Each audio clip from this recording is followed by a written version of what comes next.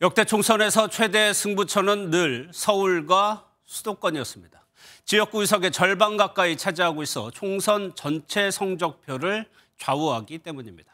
그런데 이번 선거는 유독 무당층이 많습니다. 지난 MBN 여론조사를 보면 서울의 28%, 인천, 경기는 34%나 지지하는 정당이 없다고 답했습니다.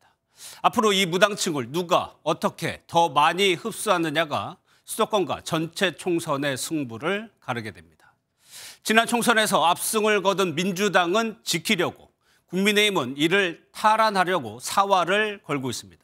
인물과 정책 그리고 선거 전체의 이슈에 따라 출렁이는 서울과 수도권 선거를 김도영 기자가 분석했습니다.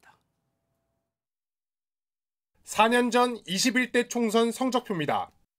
수도권 121석 가운데 더불어민주당이 103석, 미래통합당은 16석을 얻는 데 그쳤습니다.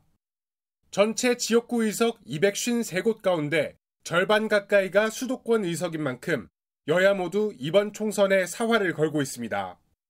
실제 최근 5차례 총선 결과를 살펴보면 수도권은 최소 60곳 이상이 한 번 이상 정당이 바뀌었던 것으로 나타났습니다. 특히 국민의힘은 이번 총선에서 서륙전을 노리고 있습니다.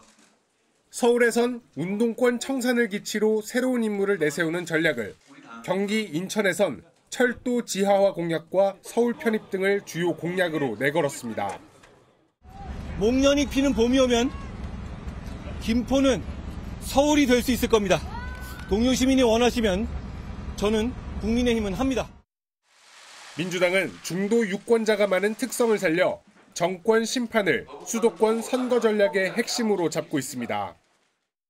민생, 전쟁, 저출생, 민주주의라는 측면에서 4대 위기에 처했습니다. 윤석열 정권의 독단과 무능으로 대한민국이 무너지고 있습니다. 각종 여론조사에선 서울 수도권에서 팽팽한 백중세가 벌어지고 있는 것으로 나타났습니다. 대통령 지지율과 당내 갈등, 공천 파열음 등 중앙정치 이슈에 따라 민감하게 수치가 바뀌고 있습니다.